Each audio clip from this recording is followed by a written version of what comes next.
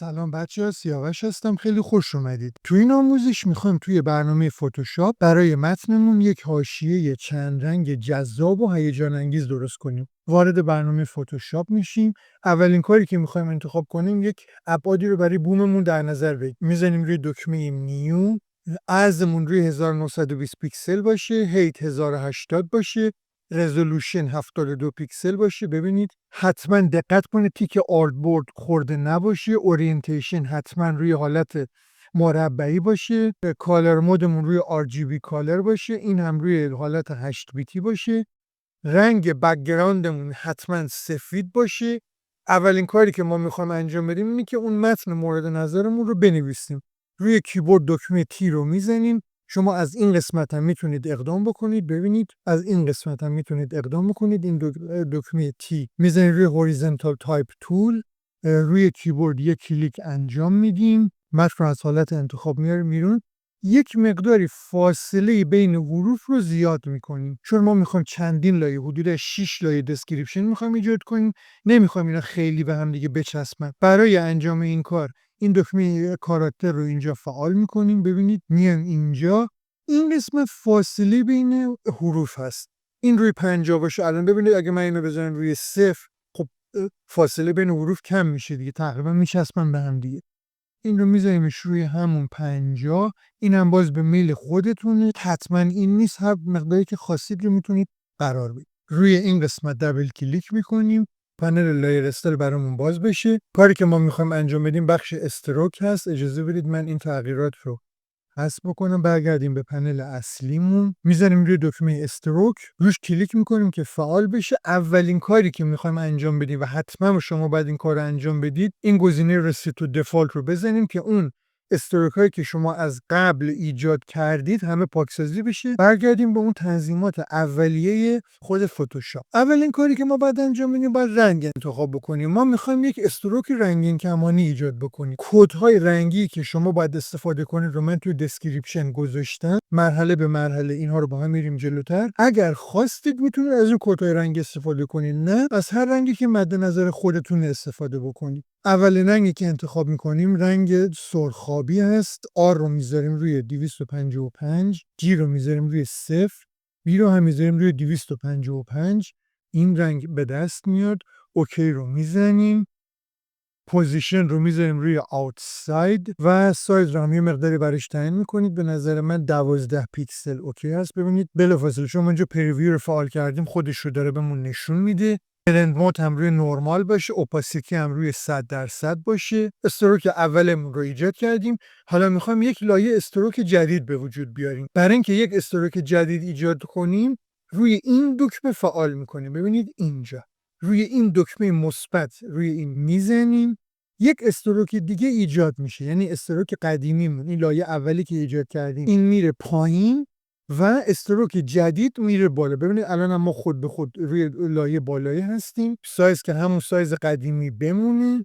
رنگ استروک جدیدمون رنگ آبی هست. باز این هم مثل لایه قبلی، من این رنگش رو گذاشتم که دسکریپشن، از اونها میتونید استفاده بکنید. رنگی که انتخاب میکنیم R0 هست، G0 هست، B255، آبی کامل. سیو رو میزنیم، این روی اوتساید بشه. ولی الان اتفاقی که میفته میبینیم با این که ما استروکمون رو ایجاد کردیم، استروکمون رو ما الان داریم لایه آبی رو داریم میبینیم. مشکلی که اینجا به وجود اومده اون استروک لایه اولمون اون دیده نمیشه. یکی از دلایلش اینه شما اینجا الان سایز رو گذاشتید روی 12، ولی این لایه جدید هم سایزتون 12 بود، روی قدیمی هم سایزتون 12 بود.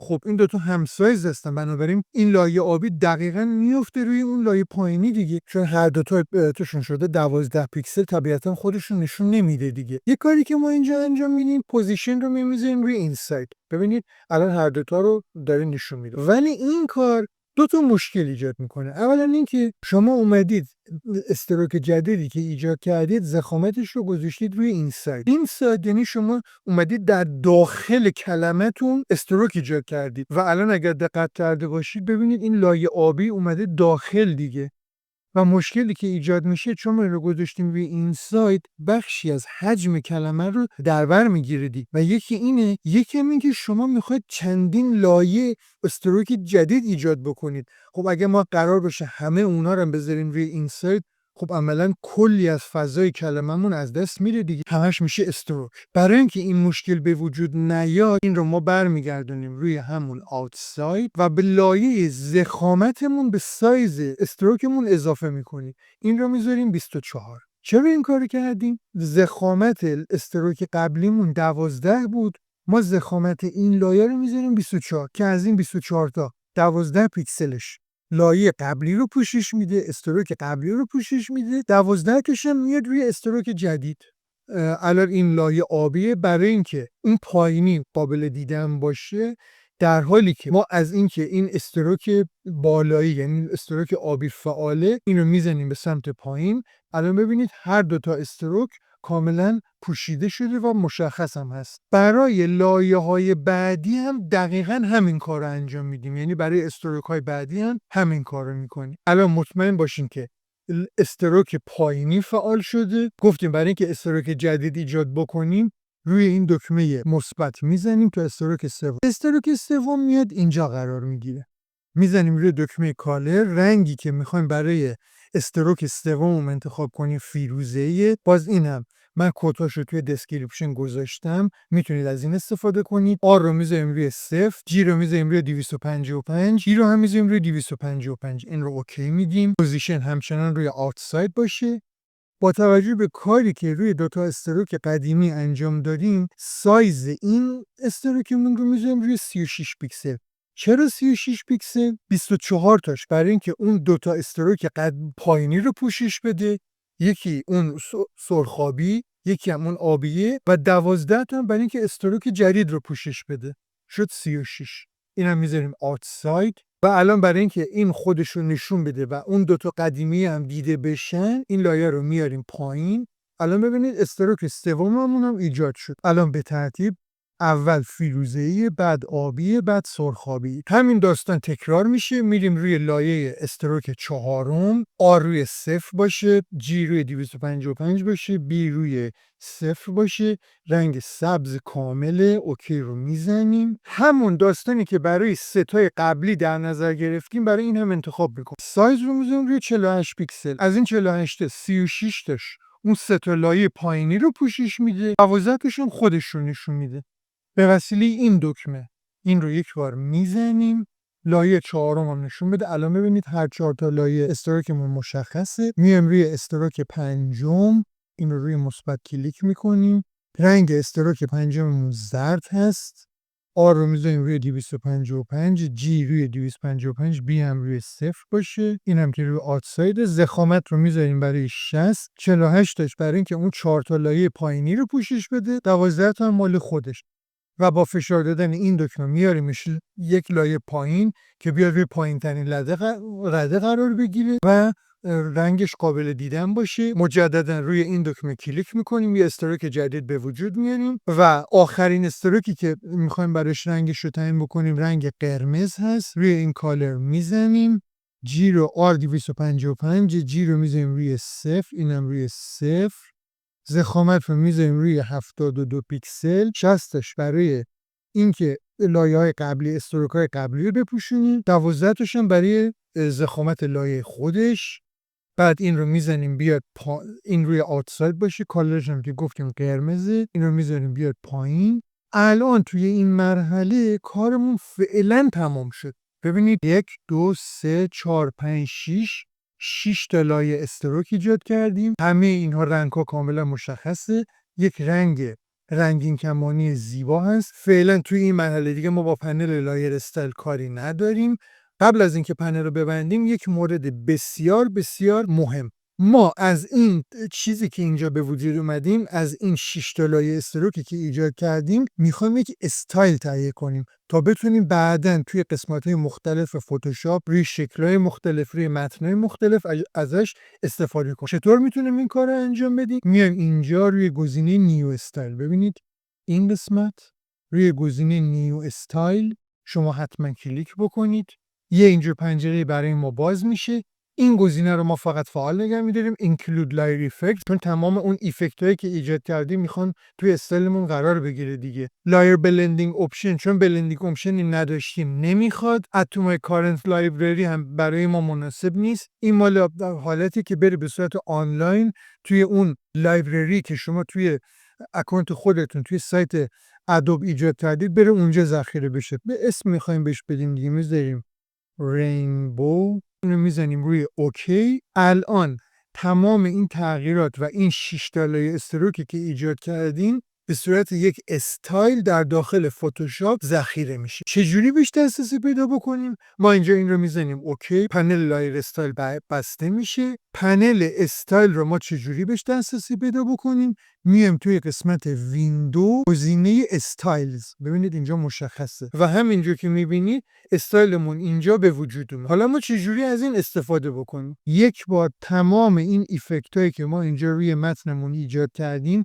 من تمام این ایفکت ها رو میخوام کامل پاک کنم. این ایفکت رو من کامل میگیرم میکشم میارم اینجا، ببینید تمام ایفکت های ما کامل پاک شد. حالا میخوایم از این استایلی که این الان همین چند دقیقه پیش استایلی که ایجاد کردیم و سیوش کردیم میخوام بیام استفاده کنم. میزنم روی دکمه ویندو، فقط شما اینجا کافی بزنید روی دکمه استایل، این تیک گزینه استایل رو میزنید، این تیک برای شما باز میشه. از استایل های مختلف میتونیم استفاده کنیم. الان ما میخوایم از این استایلی که خودمون به وجود آوردیم استفاده کنیم دیگه. ببینید اومده اینجا، ببینید الان حتی اسمش هم اینجا به ما نشون میده، گزینه رینبو. یک بار روی این کلیک میکنم، تمام این ایفکت ها به اون لایه تکستمون اضافه شدن و مجددا همون استایل به وجود اومد. این رو ما نه تنها روی این متن بلکه روی متن‌های دیگه و حتی روی شکل‌های دیگه برای تغییرات مختلفی که شما در فتوشاپ ایجاد می‌کنی میتونیم ازش استفاده کنیم. ما یه مرحله دیگه کار رو میبریم جلو، میخوایم این خود این متنی که نوشتیم کلمه رینبو، میخوایم رنگ این رو هم عوض کنیم، از این حالت مشکی بیاد بیرون. برای اینکه این کار رو انجام بدیم مجددا وارد پنل لایر استایل میشیم، میریم روی قسمت کالر اوورلی، میخوایم رنگ سفید باشه. اگر روی سفید نبود شما اینو میزنید روی رسید تو دفاع، اینجا این رو میزنید، بخوایم سفید کامل باشه اینو میزنیم روی اوکی و میبینید که رنگ تکستی هم که اول نوشتیم این رو هم تونستیم تغییر بدیم. ما میخوایم اینجا سایه ایجاد بکنیم. برای ایجاد سایه میریم روی این گزینه دراپ شادو، هم علاوه بر اینکه تیکش رو میزنیم باید خودش هم فعال بشه، اینم باز بزنیم روی حالت رسید که برگرده به اون تنظیمات اولیه. ببینید الان اینجا شما میتونید نگاه کنید، این رو اگه بکشید بیارید پایین میبینید که به این صورت ما روی دراپ شادو روی سایه‌مون تسلط. یک مشکل اینجا بره ما به وجود اومده، اگر شما اینو دقت بکنید ببینید ما طبیعتا میتونیم سایه رو تکون بدیم. مسئله اینه که سایه فقط روی خود این کلمه رینبو ایجاد شده و این 6 تا استروکی که ما اینجا ایجاد کردیم سایه روی اینها اعمال نشده، فقط روی خود این متنمون اعمال شده. این رو ما میزنیم روی کنسل که این سایه که ایجاد کردیم میخوایم سایه از بین بره. اولین کار و مهمترین کاری که ما میخوایم اینجا انجام بدیم، لایه‌ای که اینجا ایجاد کردیم به همراه تمام این المان‌هایی که زیرشه اینو میگیریم میاریم میکشیم. این لایه تکست به همراه تمام ایفکت‌هایی که زیرش قرار گرفتن اومدن زیر متن. یه گروه اینجا ایجاد کردیم، مجددا روی این قسمت دبل کلیک میکنیم تا پنل لایر استایل باز بشه. منتها این بار دیگه ما با خود اون کلمه تکستمون روبرو نیستیم، ما اینجا دیگه با یک گروه مواجه هستیم. میام این رو میزنیم روی دکمه دراپ شادو. الان اتفاقی که میفته، این سایه‌ای که شما ایجاد میکنید، این سایه دیگه علاوه بر این که روی خود کلمه اصلیتون میفته، روی تک تک این سایه‌هایی که ایجاد کردی، روی این استروکی که ایجاد کردی، روی اونها هم میفته. باز این مقادیری که من اینجا میخوام اعمال کنم، شما هر مقداری که مد نظر خودتون بود میتونید بزنید. بلند مود میذاریم روی مالتیپلای، رنگ سایه‌مون رو حالا فعلا باش کاری نداریم، همین مشکی باقی بمونه. اوپاسیتی 35% باشه. انجل رو میذاریم روی 135 درجه. استنس روی 36 پیکسل باشه. اینکه چه مقداری باشه این دست خود شماست. الان نگاه کنید سایه مشخصه. الان این سایه که اینجا به وجود اومده نه تنها مربوط به خود این کلمه رینبوه، بلکه تمام این استروکایی که ایجاد کردیم این سایه مربوط به اونها هم هست. سایز رو هم میذاریم روی 18 پیکسل، اینم تیکش خورده باشه. تیک یوز گلوبال لایت هم اینجا حتما فعال باشه. حالا ما میتونیم رنگ سایه‌مون رو هم میتونیم عوض کنیم. اگر نخواستید که چیز مهمی نیست. اگر خواستید میتونید رنگ سایه رو عوض کنید. اینجا میزنیم روی این قسمت مشکی، الان رنگ سایمون مشکیه دیگه. این رو میزنیم. با توجه به اینکه آخرین استروکی که ایجاد کردیم قرمزه، میخوایم رنگ سایمون رو قرمز قرار بدیم. فقط کافیه این تیک کالر پیکر رو بذاریم روی گزینه قرمز. روی هر کدوم از اینا میتونید کلیک کنید. من میزنم روی قرمز. الان اتفاقی که میفته ببینید رنگ سایه‌مون شد قرمز. و با توجه به اینکه الان میزان قرمزی یه مقدار زیاد هست، میخوام یه مقدار اینو برایتنسش رو کم کنیم که حالت جالب تری باشه. ما برایتنس این رو میذاریم روی 50%. ببینید کاملا مشخصه میزان روشنایی سایه کاهش پیدا کرد. رنگمون که همون قرمز هست. بقیه این موارد رو هم که همین اعداد رو وارد کنید. اینجا اوکی رو میزنیم. خیلی ممنون که ویدیو رو تا انتها تماشا کردید. امیدوارم از این آموزش لذت برده باشید. خسته نباشید. خداحافظ.